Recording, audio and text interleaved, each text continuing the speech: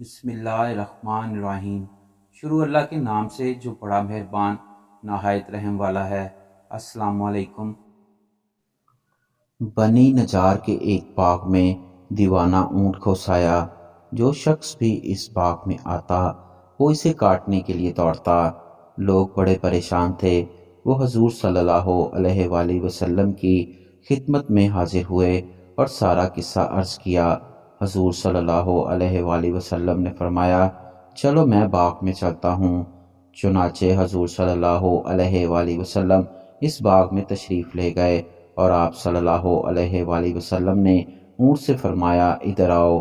اونٹ نے جب حضور صلی اللہ علیہ وآلہ وسلم کا حکم سنا تو دوڑتا ہوا حاضر آیا اور اپنا سر حضور صلی اللہ علیہ وآلہ وسلم کے قدموں میں رکھ دیا۔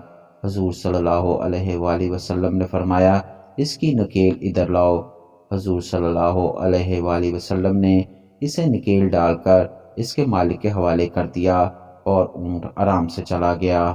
حضور صلی اللہ علیہ وآلہ وسلم نے پھر صحابہ اکرام رضی اللہ تعالیٰ عنہ سے فرمایا، کافروں کے سوائے مجھے تمام زمین اور آسمان والے جانتے ہیں کہ میں اللہ کا رسول ہوں۔